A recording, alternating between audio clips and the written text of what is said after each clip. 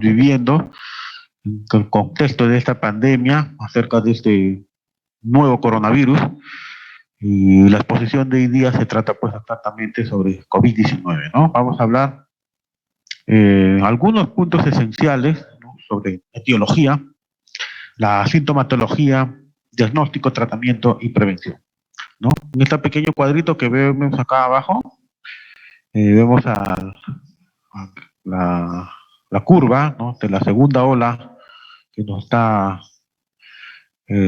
pasando acá en nuestro país, ¿no? A inicio ya hasta el 22 de enero, ¿no? Para empezar, ¿qué es el coronavirus, no? Los coronavirus son tipos de ARN, ¿no?, que van a causar enfermedades de manera leve, como también graves, ¿no?, tanto en humanos como en animales, ¿no? Antes de dar sobre el COVID-19, los nuevos coronavirus en seres humanos se registran los recientes en el año 2002, llamado el coronavirus del síndrome de estrés respiratorio, llamado el SARS-CoV, ¿no? Posteriormente, en el año 2012, surge el coronavirus del síndrome respiratorio del Oriente Medio, en la cual la denominamos con estas siglas, ¿no?, el MERS-CoV, ¿no? Posteriormente, en el año 2019, surge un nuevo coronavirus, ¿no?, y la OMS en el 2020 ya lo denomina como SARS-CoV-2, ¿no?, coronavirus artificial, ¿no? Estas son las etiologías, ¿no? Todos vienen del mismo grupo, ¿no?, lo que había mencionado, ¿no?, del mismo coronavirus. El reservorio hospedero es el murciélago, ¿no? Y acá los agentes receptores, como ven ustedes, es tanto para el SARS-CoV-2 como el SARS-CoV, la angiotensina convertidora, la enzima convertidora de angiotensina, ¿no? 2, ¿no? El tipo 2. Bueno, como ustedes ya saben, pues este virus se origina, pues el SARS-CoV-2 en China, ¿no? En China. Un poco más sobre etiología, que es muy importante que ustedes sepan. Este virus, llamado SARS-CoV-2, contiene una proteína hemaglutinina estereasa, contiene una matriz en la cual hay una glucoproteína transmembranasa, en la cual contiene proteínas estructurales más abundantes, y también contiene, como ven, por eso su aspecto de coronavirus, corona, una espiga de glucoproteína, ¿no? Es una estructura trimérica parecida a una corona y es la responsable de la unión y función de la membrana. Objetivo para la generación de anticuerpos por parte del huésped, ¿no? Por parte del huésped. Entonces, hablando más sobre este virus, perdón, consiste pues primero de una cubierta lipídica. Los coronavirus tienen una forma esférica irregular con un diámetro aproximadamente de 125 nanómetros, ¿no? El genoma está constituido, ya ustedes saben, por ARN de una cadena sencilla con una polaridad positiva, ¿no? Una polaridad positiva. Acerca de la sintomatología, hay sintomatologías tanto sistémicas como la que más nos interesan, la respiratoria, ¿no?, que es parte de la exposición de hoy día. La sistémica, podemos ver fiebre, ¿no?, fatiga, producción de esputos, ¿no?, hemoptisis, cefalea, ¿no? Puede haber también una falla cardíaca aguda, y lo que más nosotros tememos, pues, la hipoxemia, disnea, y algunos laboratoriales, como por ejemplo la disminución de linfocitos, y también lo que más frecuente estamos viendo nosotros como una manifestación gastrointestinal, las diarreas, ¿no? Acerca de los desórdenes respiratorios, tenemos la rinorrea, ¿no? Dolor de garganta. Posteriormente, dependiendo, podemos tener, si afecta al parénquima pulmonar, complicaciones, una neumonía, ¿no? Neumonía, opacidad también a nivel pulmonar, ¿no? Y también, pues, el síndrome posteriormente, el síndrome del sistema respiratorio, ¿no? El sistema respiratorio, que es lo que posteriormente a muchos pacientes conlleva la muerte. Este es otro cuadrito de la sintomatología, no de los síntomas, en la cual vemos cuáles son en órdenes los más frecuentes, ¿no? Y vamos a ver que lo más frecuente es la fiebre, ¿no? Está casi en un 88%, ¿no? Un 88%. El dolor de garganta, más o menos un 67%, ¿no? 67%. Fatiga, 38%. Tos con producción de esputo, 33.4%. Disnea, 18.6%, etcétera, ¿no? Etcétera. Las otras manifestaciones menos frecuentes son las náuseas, diarrea, ¿no? 3.7%. Sin embargo, nosotros podemos también ver que hay signos de alarma, ¿no? Signos de alarma que pacientes, pues, muchas veces son pacientes con sintomatología leve o otros con sintomatología grave, ¿no? Que requieren ya un tipo de un tratamiento ya de soporte, ¿no? Y ahí vemos, pues, los síntomas graves. Tenemos ya la dificultad respiratoria, dolor torácico. En algunos pacientes hay dificultad ya para el habla y alteraciones del equilibrio o déficit motor. Lógicamente, los pacientes que van a padecer o son más susceptibles a esta enfermedad son las personas mayores, ¿no? Personas mayores de 60 años, ¿no? Y los pacientes inmunodeprimidos, ¿no? Llámense, por ejemplo, pacientes con VIH o pacientes diabéticos mal controlados, enfermedades renales crónicas o alguna patología como EPOC, ¿no? EPIC, etcétera, ¿no? Entonces, en estos tipos de pacientes hay unos síntomas atípicos, ¿no? En ellos ya presenta el cansancio, ¿no? Bajo apetito, ¿no? El día de ayer, no sé si lo que ya hicieron el caso clínico, vimos, ¿no? Hiporexia, ¿no? También en algunos pacientes hay el síndrome confusional agudo y en algunos pacientes, lógicamente los mayores, ¿no? No siempre va a haber fiebre, ¿no? No siempre va a haber fiebre. No siempre va a haber fiebre. En esta diapositiva vamos a ver acerca sobre los periodos de síntomas y contagios del COVID, ¿no? Los síntomas, la persona si se encuentra contagiando o ya se encuentra en un estado inmune y qué porcentaje de muertes hay, ¿no? Entonces vemos nosotros que de 100 personas que se infectan, hay un 30% que son totalmente, o diría asintomáticos, ¿no? No presentan ningún síntoma.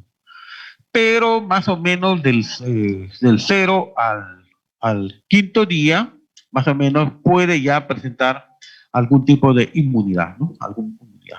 Pero des en cuenta, miren acá, que desde el día 0 hasta más o menos el día 14, esta persona asintomática ya está contagiando, ¿no?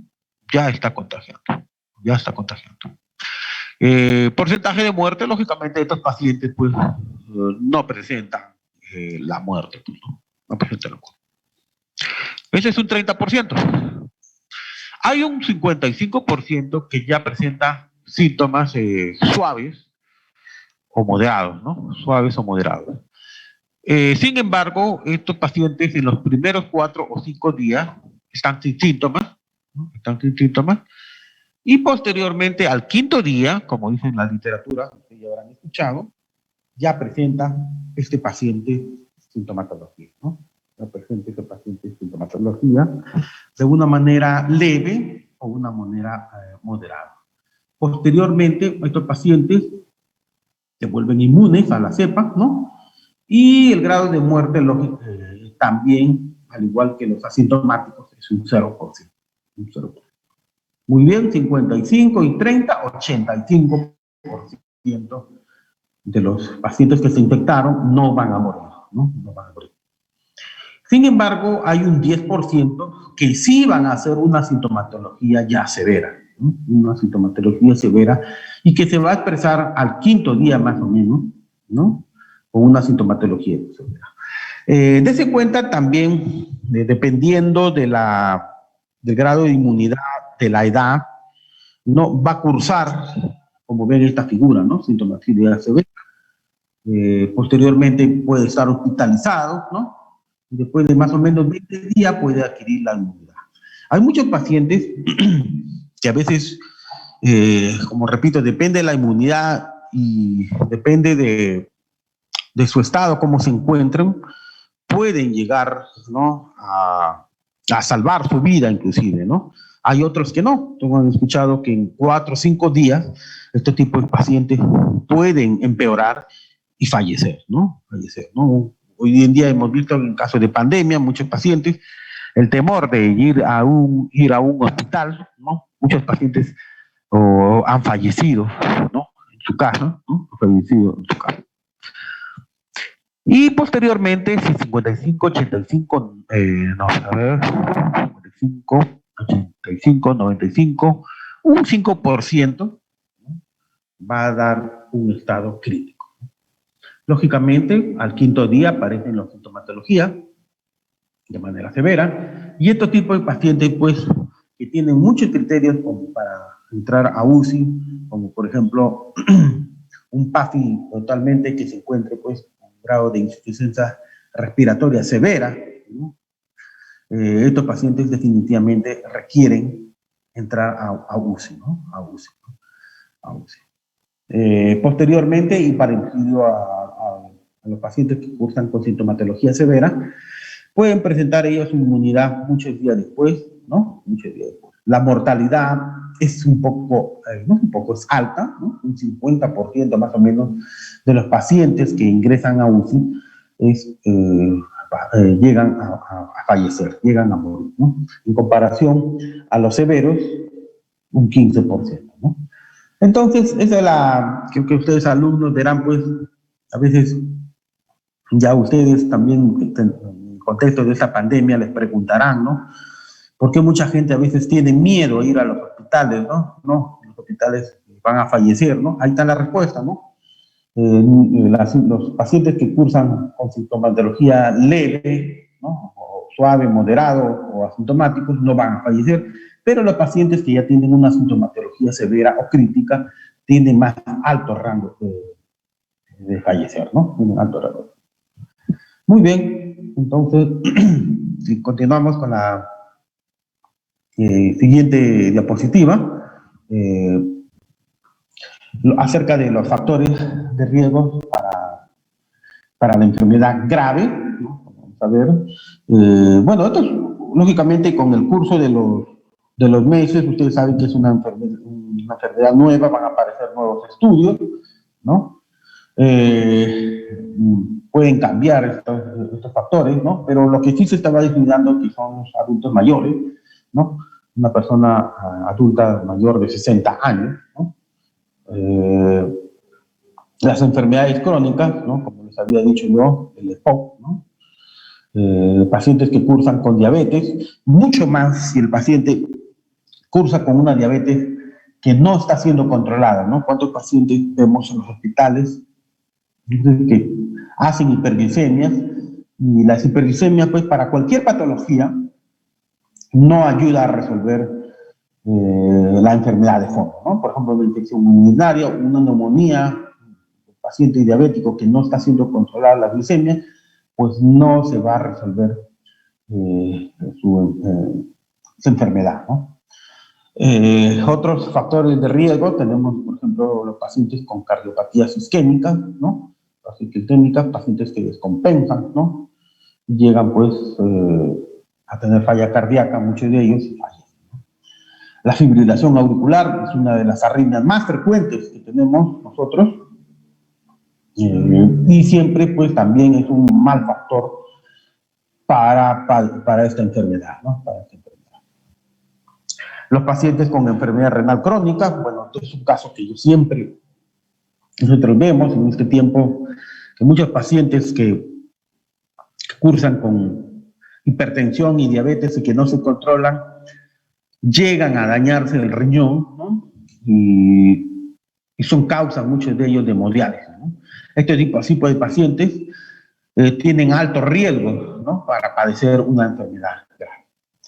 Los pacientes con cirrosis hepática, ¿no?, cirrosis también son de alto riesgo, ¿no? Y como ya les había dicho, la hipertensión, ¿no?, grado de inmunosupresión, por ejemplo, pacientes con VIH, los pacientes que cursen con cáncer, estos pacientes pues son factores de riesgo elevado, en la cual pues y si hay riesgo elevado, hay un alto grado de mortalidad.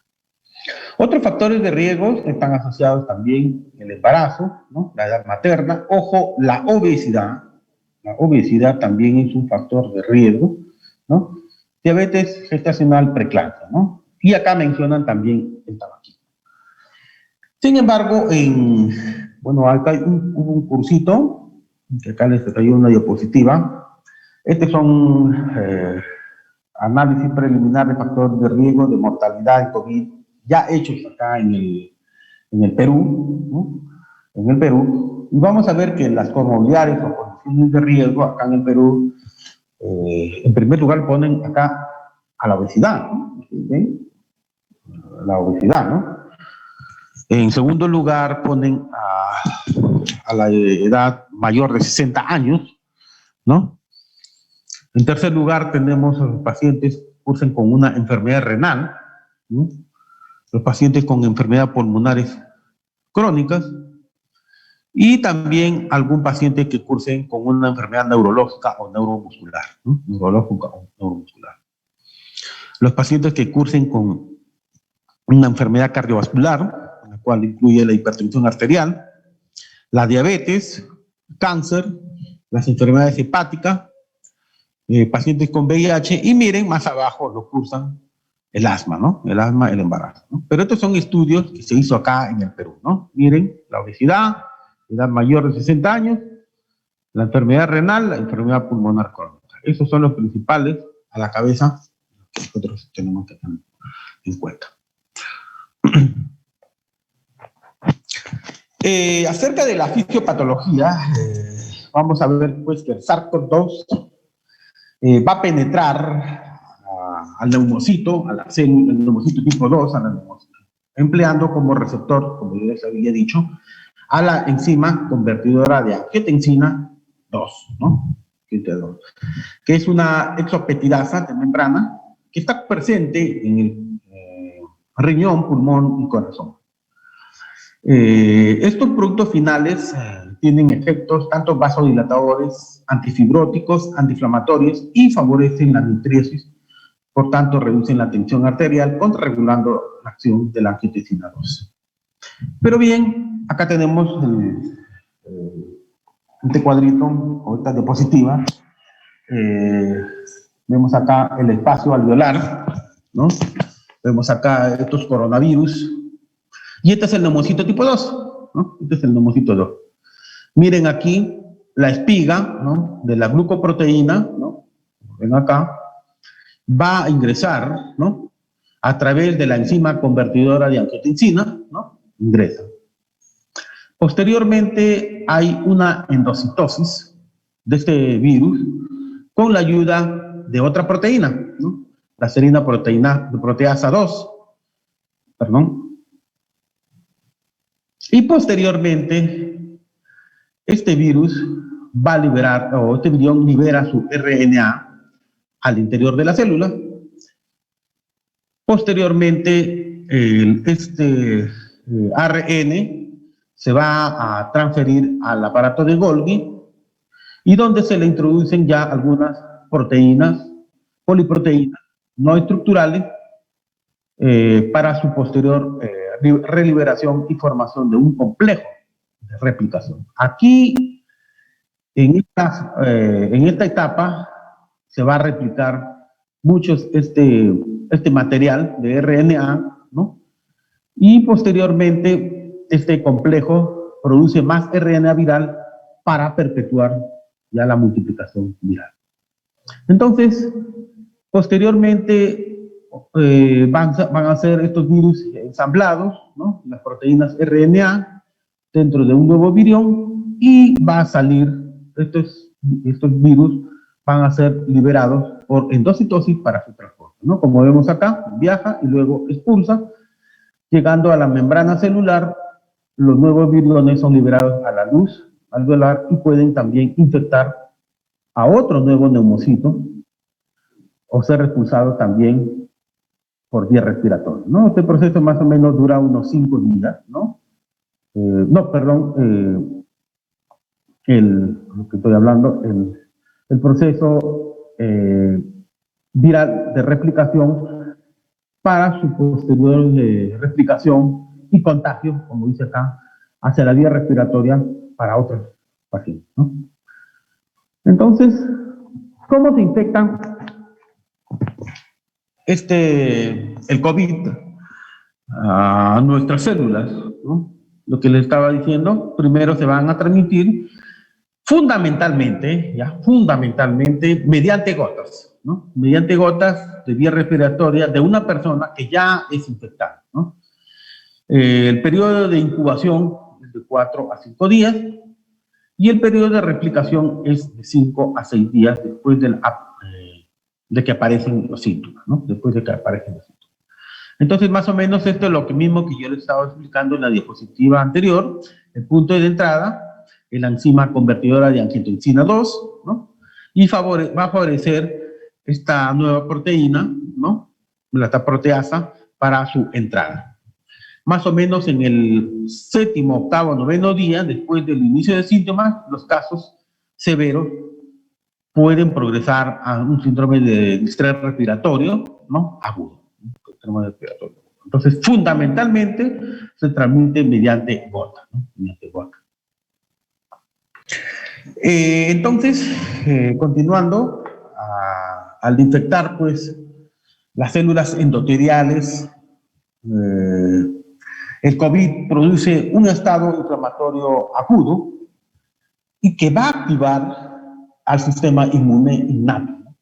Generando una respuesta inmunológica que cuando no es capaz de controlar el virus, se va a propagar rápidamente, ¿no? Esto significa en los pacientes que no tienen una buena inmunidad, ¿no? Este virus se va a propagar rápidamente. Entonces, consecuentemente, va a haber un daño tisular, ¿no? Pulmonar, y que va a activar a los macrófagos, granulocitos, y conduciría a la liberación masiva de estas citoquininas proinflamatorias, ¿no? Y que ustedes habrán escuchado posteriormente causa la tormenta de citoquinas, ¿no? Tormenta de citoquinas. Entonces, en estos pacientes, pues, que su inmunidad está disminuida o débil, esta replicación viral va a provocar posteriormente apoptosis de estas células endoteliales y que va a favorecer la activación del sistema de complemento y desencadena la pérdida de la función anticoagulante de la luz vascular. Recordemos que COVID es una enfermedad dominada, ¿no? con las trombosis, ¿no? Muy relacionada con la trombosis, que es una de las principales complicaciones, ¿no? Entonces, además de este trastorno de coagulación y fibrinólisis y la función plaquetaria, la función endotelial va a contribuir al procoagulante en los pacientes con COVID-19. ¿Qué va a causar el COVID en nuestro organismo? La gravedad en este tipo de pacientes no solo es a la infección viral, sino también, como yo les había dicho, a la respuesta inflamatoria agresiva de nuestro organismo, ¿no? La que igual va a ser implicada, como dicen acá, en el daño resultante a la vía respiratoria, ¿no? Una disminución de la expresión de la enzima convertidora de angiotensina, una alteración de la presión arterial, alteraciones electrolíticas, van a incrementar este proceso inflamatorio y vascular y la permeabilidad de las vías respiratorias. Entonces, posteriormente, este tipo de pacientes pueden cursar un síndrome de distrés respiratorio con un COVID severo, ¿no? Se va a manifestar con una dificultad para respirar, la disminución de oxigenación en la sangre y pueden presentarse posteriormente complicaciones bacterianas, como fúngicas también, ¿no? Entonces, este paciente ya con una insuficiencia respiratoria severa puede conducir a una insuficiencia respiratoria, ¿no? Que es la causa de muerte en unos 70% de los casos de pacientes con COVID, ¿no? Con COVID. Ahora, esta respuesta inmune de nuestro organismo, la respuesta inmune de nuestro organismo a la infección de COVID, como yo les había dicho, todo depende de nuestra inmunidad. En un paciente que tiene una buena respuesta inmune normal, las células infectadas se van a eliminar rápidamente. El virus va a ser inactivado por anticuerpos neutralizantes. Y hay una mínima inflamación y un mínimo daño pulmonar, ¿no? Como vemos acá. Pero cuando el paciente tiene una respuesta inmune disfuncional, llámese pues a los pacientes ya mayores de 60 años, lo que hemos dicho, ¿no? Los factores de riesgo, el paciente diabético con enfermedad renal o un paciente con una enfermedad crónica pulmonar, en este tipo de pacientes su respuesta inmune pues es disfuncional, va a haber en ellos una infiltración más bien excesiva de los monocitos, macrófagos, etc. Posteriormente, ¿no? Puede producir desencadenamiento de esta tormenta de citoquinas, ¿no? Y se puede complicar el paciente cursando con una neumonía, edema pulmonar, inflamación generalizada, daño multiorgánico, ¿no? Afecta sobre todo a nivel renal, ¿no? Y posteriormente puede conducir a la muerte, ¿no? Entonces, todo esto depende también de nuestra respuesta inmune, cómo va a actuar el COVID-19 en nuestro cuerpo. Más de lo mismo que yo les estoy diciendo, ya aquí en un paciente con alteración en el sistema inmune, en la cual el COVID está comprometiendo ya la célula y en la cual aparece la tormenta de citoquinas y síntomas de sepsis, ¿no? Que son la causa de muerte en el 28% de los casos fatales de COVID-19. Posteriormente, el daño multiorgánico que produce falla cardíaca, hepática, renal, y el paciente puede llegar a fallecer, ¿no? Pulmonar, riñón, corazón, hígado, ¿no? Siempre es bueno mencionar que COVID, pues, hay complicaciones hematológicas, ¿no? Alteraciones en la coagulación, las trombosis, ¿no? En la infección por SARS-CoV-19 se activa, pues, el sistema de coagulación como un mecanismo de defensa del hueso, ¿no? Para limitar, lógicamente, la propagación de estos agentes patógenos. Inicialmente se va a producir una respuesta hemostática que se asocia con una respuesta inflamatoria sistémica. Bueno, como resultado del aumento de la actividad inflamatoria, el fibrinógeno aumenta y se va a generar la trombina, ¿no? Entonces, este es el mecanismo cómo va a haber una coagulación en pacientes que tienen COVID-19 complicado. Esta producción de citocinas durante la infección también va a estimular reacciones procoagulantes adicionales, ¿no? Con una mayor expresión del factor tisular, la expresión de fotatilcerina en la membrana celular de plaquetas y macrófagos.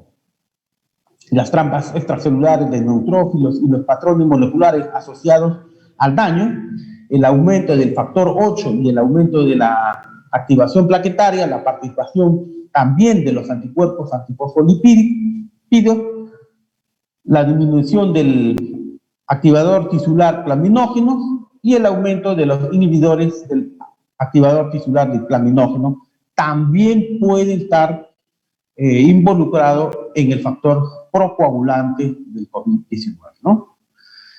Entonces, este es más o menos, en resumen, cómo va a dañar el COVID-19 en la formación de trombosis, ¿no? De trombosis. La primera parte ya ustedes lo han entendido, cómo el SARS ingresa al neumocito, ¿no? Ayudado por la enzima convertidora de angiotensina 2. Posteriormente hay un aumento de una respuesta inflamatoria, ¿no? Asociado a la tormenta de citocinas, y concomitante a ellos hay un daño endotelial, la cual también, asociado a lo que yo les había dicho, va a favorecer este daño endotelial, la activación de plaquetas, leucocitos, trombina, fibrinógeno, va a producir todo un proceso de un estado de hipercoagulidad, ¿no? Entonces, COVID-19 con frecuencia induce a factores, a estados de hipercoagulidad con inflamación, que aumentan los factores de coagulación procoagulantes y también la interrupción de homeostasis normal en células endoteliales vasculares, que resultan en una microangiopatía, la formación de trombos, un defecto de coagulación sistémica que conduce a trombosis, posteriormente a los grandes bajos y complicaciones tromboembólicas importantes. Entonces, por lo que hay que comprender la relación insistente entre hemostasia, inflamación e infección por COVID-19, contribuye a la búsqueda posteriormente de terapéuticas más específicas con el objetivo de prevenir estos efectos trombóticos en estos tipos de casos. Muy bien, este cuadrito creo que ustedes ya muchos, a causa de la pandemia, nos obligan a leer, ¿no? Obligar cómo los tipos de pacientes cursan, ¿no? La carga viral, miren, como desde el día 0 hasta el día 21, 28 va disminuyendo. La etapa asintomática aparece más o menos del 5.º día, ¿no? Y si nosotros sacamos las pruebas rápidas, las cuales contienen las inmunoglobulinas, ¿no? Vamos a ver que IgM está presente, puede presentar desde el día 7, ¿no? Posteriormente decae hasta el día 21, y la etapa de inmunidad, que nos da la inmunoglobulina G, puede aparecer en un paciente del día 14, ¿no? El día 14, posteriormente. Estas son las fases de infección de COVID-19, en la cual vamos a ver la fase infecciosa, es el estadio 1, el estadio 2, la fase pulmonar, ¿no? El estadio 3 ya es una fase inflamatoria, ¿no? El estadio 1 está a cargo de la actividad viral, posteriormente va disminuyendo, pero aquí va a aparecer la respuesta inflamatoria, ¿no? Y dependiendo de ellos, pues, y el tipo de paciente, de acuerdo a su inmunidad, puede desarrollar la enfermedad en gravedad, ¿no? Acerca del diagnóstico, chicos, bueno, vamos a ver que hay una gama de pruebas diagnósticas, ¿no? Desde el hisopado, las pruebas rápidas, las pruebas antigénicas, ¿no? Hoy en día las pruebas de los test rápidos se están poco usando ya, ¿no? Las pruebas de los test rápidos para ver los anticuerpos, ¿no? Debido a que la sensibilidad es baja, ¿no? La sensibilidad es baja, ¿no? Hay muchos falsos negativos, ¿no? Hay muchos falsos negativos, ¿no? Se sigue usando, pues, la prueba del PCR, ¿no? Es una muestra nasofaringia, ¿no? Nasofaringia, ¿no? Y también nosotros, por ejemplo, yo en el hospital que estamos, lo que yo trabajo en el Hospital Almanzor, se está usando mucho la prueba antigénica, ¿no? Es una prueba que tiene más alta sensibilidad, ¿no? Más alta sensibilidad. Sin embargo, chicos, también es bueno responder acerca de las pruebas, exámenes de ayuda diagnóstica, en la cual nosotros vamos a ver, pues, sobre las radiografías y las tomografías, ¿no? Miren, es muy interesante la diapositiva, ¿no? Muchos, los falsos negativos, ¿no? De las pruebas de los ácidos nucleicos virales surgen de la desigualdad cantidad de tecnología de detección, característica de la enfermedad, ¿no? Pacientes asintomáticos, ¿no? ¿No? ¿Cuántos asintomáticos les ha dado un falso negativo, ¿no? Y ahí viene el problema, ¿no? El asintomático se confiaba, ¿no? Salía a la calle o estaba en contacto con familiares, seguía expandiendo el virus, seguía la virulencia, ¿no? Entonces, y el estado de prevención epidémica control, así como errores en el muestro clínico. ¿Qué pasó? COVID-19 es muy contagioso. Por lo tanto, la detección y el diagnóstico temprano van a ser de suma importancia. ¿Por qué? Para aislar a este tipo de personas, ¿no?, sospechosas, y de esta manera controlar este brote, ¿no? Controlar este brote. Entonces, ¿qué se hizo? Los desafíos en la identificación de patógenos mediante de pruebas, este tipo de pruebas, por ejemplo, las pruebas rápidas, hizo que muchos médicos de primera línea propusieran más bien a las tomografías como un diagnóstico método para identificar pacientes con COVID-19. ¿Por qué? Como les digo, pues las pruebas rápidas o otro tipo de pruebas tenían baja sensibilidad, ¿no? Baja sensibilidad. Las tomografías sí tienen más alta sensibilidad, como van a ver en la siguiente diapositiva. Entonces, muchos médicos proponemos, ¿no? Yo, por ejemplo, también, ¿no?, la tomografía como un método diagnóstico para identificar pacientes con COVID. Sin embargo, ¿cómo hacemos con la radiografía de tórax? La radiografía de tórax, pues, es un método, bueno, según esta nueva guía, no lo está recomendando de forma rutinaria, ¿no?, en la práctica clínica, en la actualidad, porque son insensibles a detectar el COVID en la etapa inicial, ¿no? ¿Me entiendes? En posteriores etapas sí, ¿no? Una radiografía de tórax en un paciente ya complicado sí nos puede detectar, pero nosotros queremos en la etapa inicial, porque justo nosotros queremos que el virus no se propague, ¿no? Eso es la característica, ¿no? O sea, llegar a un diagnóstico para que el paciente, la finalidad es aislarlo, ¿no? Aislarlo, haga su cuarentena y de esta manera no propague.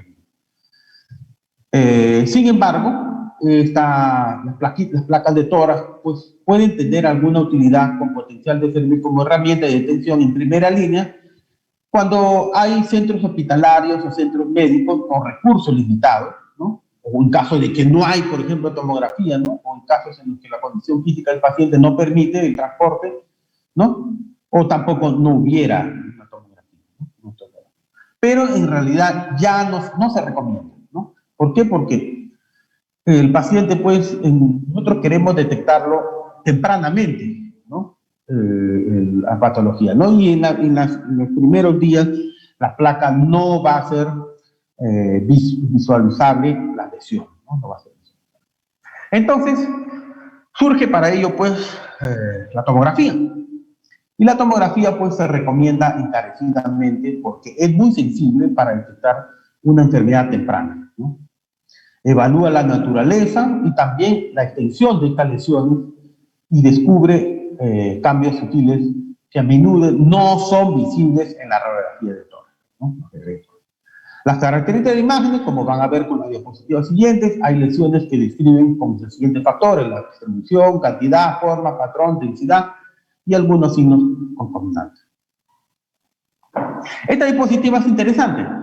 Miren, la TAC de tórax tiene una alta sensibilidad para el diagnóstico de COVID-19. En un informe, un estudio de 51 pacientes que se hicieron una tomografía de tórax y una prueba por PCR realizado dentro de 3 días, la sensibilidad de la tomografía fue mayor a la prueba por PCR para COVID-19. ¿Cuánto fue? Un 98% versus, miren, a un 71%. Miren la sensibilidad, menor de 0.001%, ¿no? 0.01%. En otros estudios de pacientes, el 59% que tuvo resultados positivos para PCR y el 88% tuvo una tomografía computarizada de tórax positiva, ¿no? La sensibilidad para ataque de tórax podría sugerir COVID-19 fue un 97% según los resultados positivos para PCR, ¿no? Entonces, entre el 60 y el 93% de los casos tenían una tomografía, un ataque de tórax positiva compatible con COVID antes o paralelamente o inicial a la dosis, ¿no? Entonces, con respecto inclusive a las pruebas de PCR, la tomografía tiene más una alta sensibilidad para hacer un diagnóstico de COVID.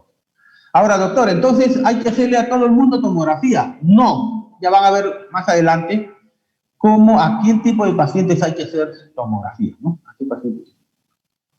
Entonces, esta diapositiva que les presento, vemos acá, en un inicio acá, la placa de tórax, ¿no? Entonces, lógicamente es un paciente que ya cursa una enfermedad avanzada, ¿no? Una enfermedad avanzada, un paciente varón de 61 años de edad con compromiso bilateral, ¿no? En otra figura vemos un paciente de 33 años, con imágenes ya múltiples, ¿no? De unas lesiones, ¿no? A nivel de periferia. Y en la figura C vemos acá un paciente varón de 71 años de edad, en la cual presentan, ustedes ven estas lesiones ya más avanzadas, ¿no? Más avanzadas. El patrón de tipo patrón de vidrio esmerilado, también el vidrio deslustrado, ¿no? Que es característica de los pacientes que tienen lesiones pulmonares a nivel en la tomografía, ¿no? Pacientes con COVID-19, ¿no? En esta otra figura vemos un paciente también masculino, ¿no? Con múltiples parches, ¿no? Un paciente masculino. En la siguiente otra figura vemos también un paciente masculino de 38 años de edad, en la que presenta múltiples lesiones, ¿no? Y en esta otra diapositiva, un paciente ya mayor de 65 años de edad, de sexo femenino, que cursa, pues, con lesiones consolidativas, ¿no? En este otro tipo de paciente tenemos también un paciente de 65 años de edad, también con lesiones consolidativas, ¿no? Muy bien. Estas figuras vemos en los estados iniciales, vemos como la tomografía, vemos las lesiones, en estadios avanzados, vemos que va avanzando, y en estadios severos, que es lo que más frecuente nosotros vemos en los hospitales, ¿no? Pacientes con un COVID pues, extenso, ¿no? Posteriormente, hay una recuperación, ¿no? En algunos de los pacientes, las lesiones pulmonares. Doctor, esto es para el diagnóstico, ¿no? También hay ayuda de analítica, sí. También recordemos el hemograma. Ayer, por ejemplo, vimos a los que vieron conmigo el caso clínico, un hemograma usaba con la linfocitosis, ¿no? En este tipo de pacientes, por ejemplo, acá vemos estudios, miren los rangos normales, ¿no? Y en este tipo de estudios el dímero D está elevado, ¿no? Está también elevado la lactato de disgenasa, ¿no? La lactato de disgenasa, miren, elevado también, ¿no? La PCR, la proteína C reactiva, también elevado, ¿no? Etcétera, ¿no? Etcétera, etcétera. Entonces, estos son los que más nosotros usamos, ¿no? Un hemograma, dímero D, lactato de disgenasa y la proteína C es lo que más nosotros pedimos, ¿no? En pacientes ya complicados podemos pedir, como ayer mencionaban, haga electrolitos, ¿no? De cajón también hay que pedir siempre glucosa, urea, creatinina, ¿no? Etcétera.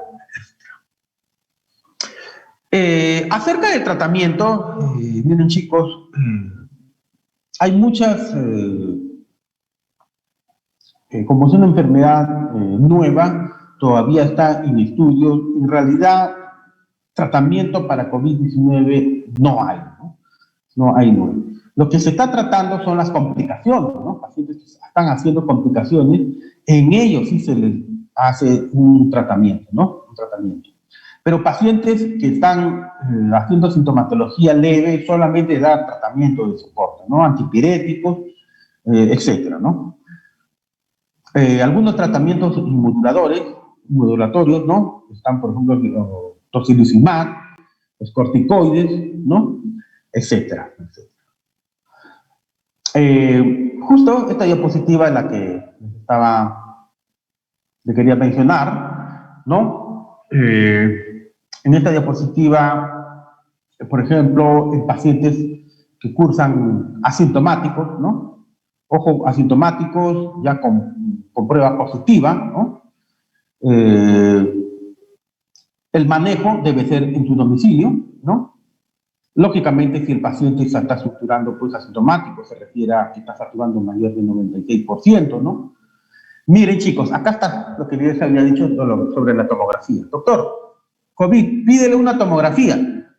Está recomendada, no se recomienda realizar tomografía y solamente se recomienda desde un grado moderado o si la lesión pulmonar es más de un 50%. En ellos está recomendado hacer una tomografía, ¿no? Estamos en pandemia, ¿no? Entonces, hay muchas altas sospechas de que si el paciente pues tuvo un contacto epidemiológico, considerarlo ya como un paciente que tenga COVID-19. Pero no a todos pues vamos a hacerle tomografía, ¿no? No toda tomografía, ¿no?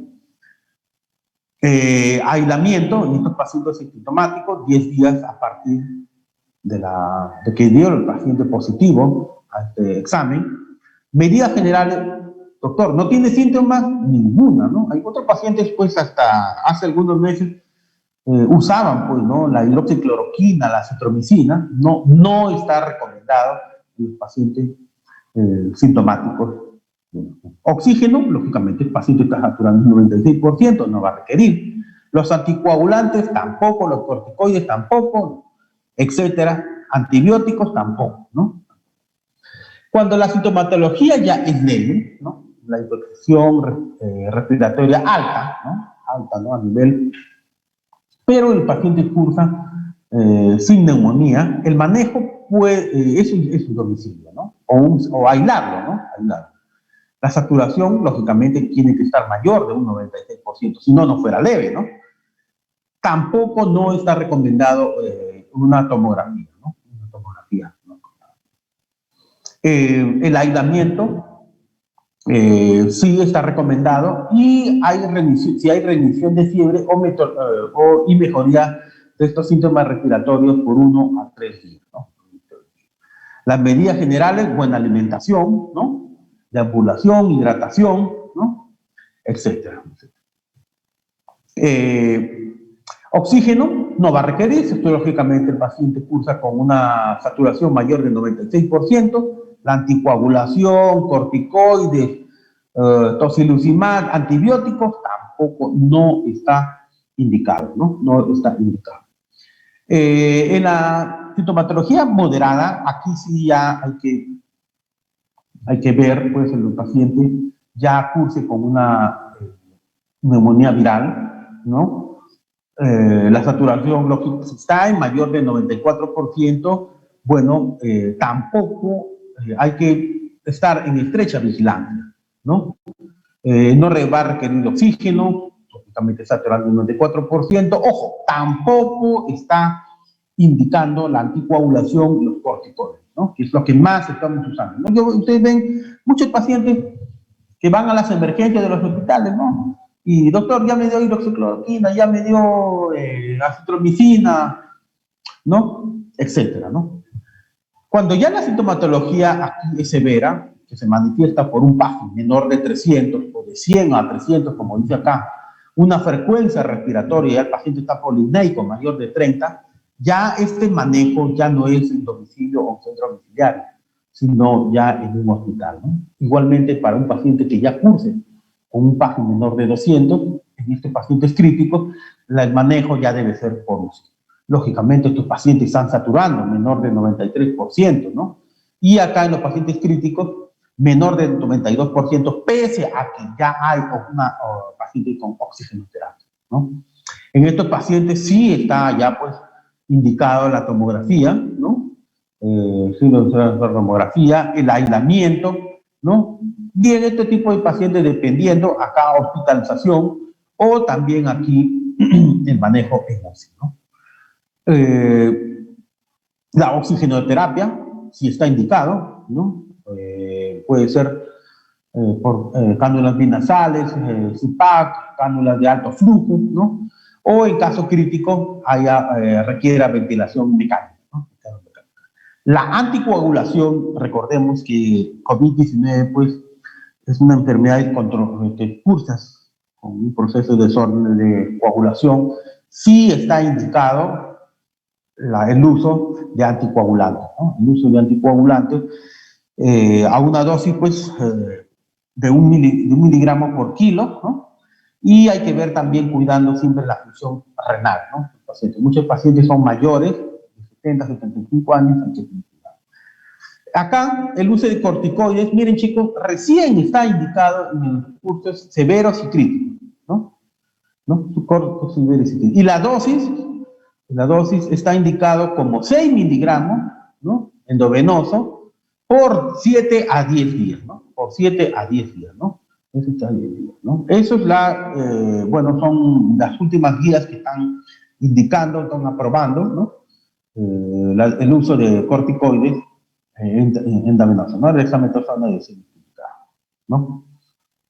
Y bueno, en los otros, el uso de tocilizumab, remdesivir, bueno, aquí siempre lo indican, siempre y cuando hay una ventilación mecánica o uso de corticoides, ¿no?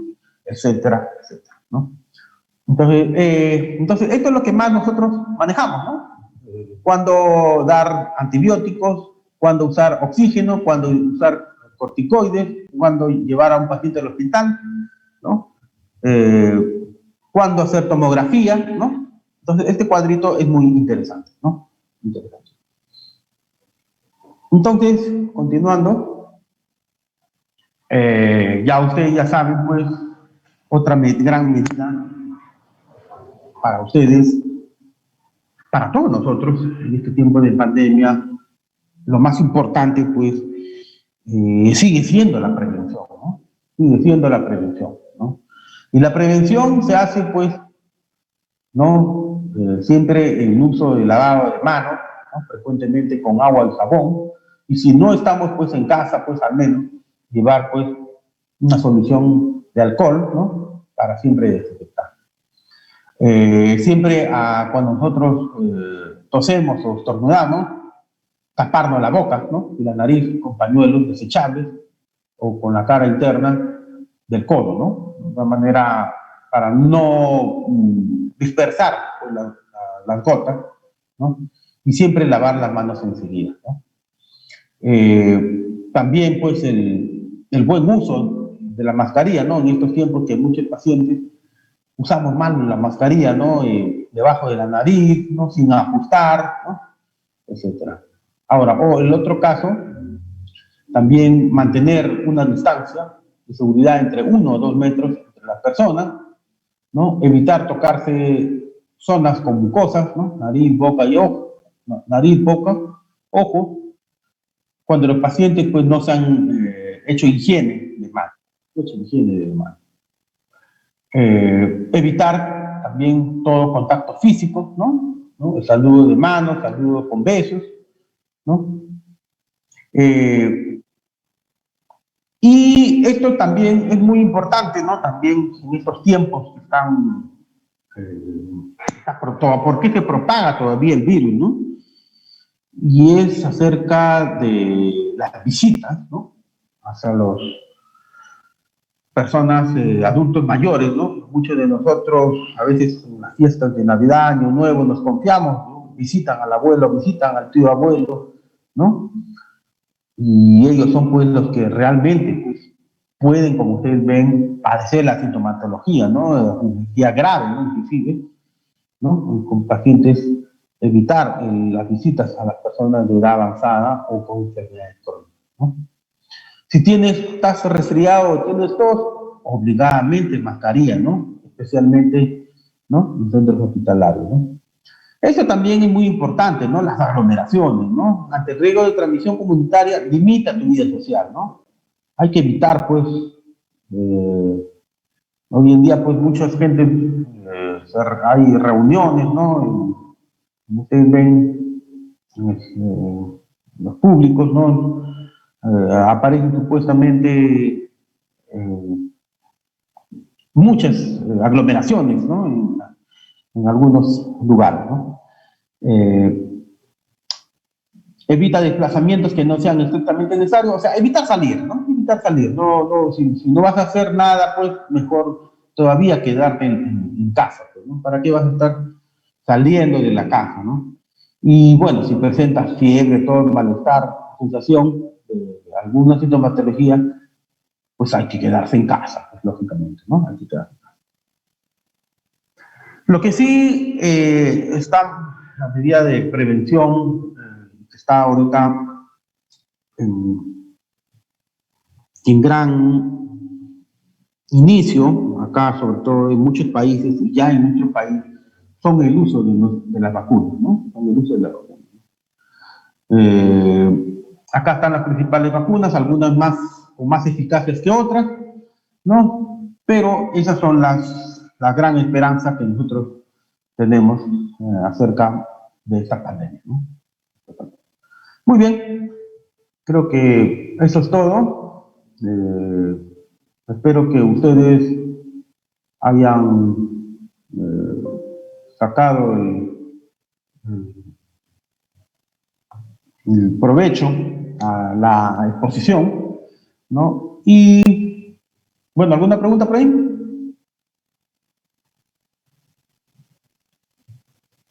Delegado, a ver, delegado José.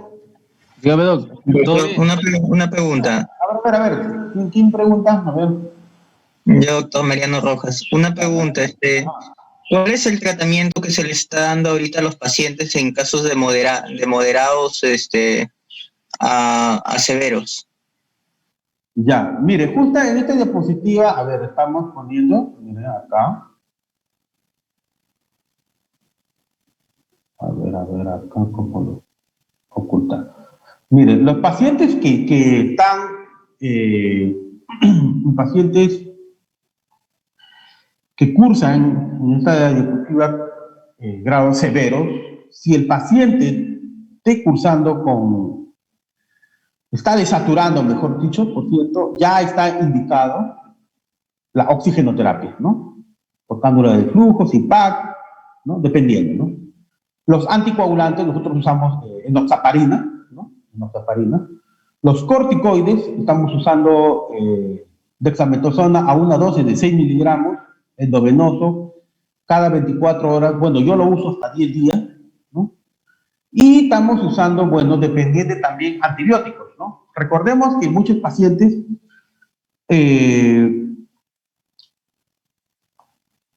hay complicaciones, ¿no? Y se usa, pues, dependiendo, podemos usar beta-lactámicos como cetrazona o también como meropenem, ¿no? Meropenem. Cuidando siempre eso de la falla renal en caso lo hubiera, ¿no? ¿Sí? ¿Claro la respuesta? A ver, el que me preguntó. Doctor, específicamente en el caso de la citomicina, entonces sí se está utilizando en caso de bueno, nosotros, mire, no lo estamos utilizando ya, no lo estamos utilizando, ¿no? Bueno, o sea, en caso severo, hay algunos pacientes, algunos médicos, claro, lo usan como cetrazona más un macrólido, ¿no? Perdón, acetromicina, ¿no?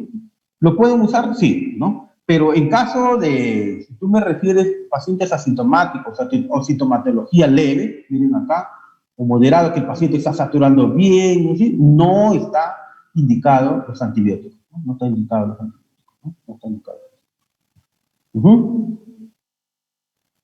¿Quedó claro? A ver, ¿quién me habló? Mariano. Sí, doctor. Sí. Ya. Okay. Sí, doctor. Positiva, por eso digo, es interesante, ya que es positiva, es interesante, ¿no? A ver. Hay una gran pregunta también, no sé si ustedes, que hasta ahora están, ¿no? El uso de la ivermectina, ¿no? El uso de la ivermectina, ustedes ven en la mayoría de literaturas que están saliendo, no está siendo indicado, ¿no? No está siendo indicado, ¿no? No está siendo indicado, ¿no? La mayoría de estudios no lo están avalando, ¿no? Por no decir casi todos los estudios. Pero, bueno, hay una gran todavía controversia entre los mismos médicos, ¿no? Que lo usan o no lo usan, ¿no? Por su experiencia. Pero en todo caso, faltaría más estudios, ¿no? Más estudios para corroborar si el uso de la ivermectina ayuda, ¿no? A estos tipos de pacientes, ¿no? Ajá. A ver, ¿algo más por ahí? No. ¿No hay más? A ver, delegado, es Yo sé, Doc. ¿no? Sí, Ya. Entonces, creo que damos por terminado. Las diapositivas te lo voy a enviar, ¿ya? ya.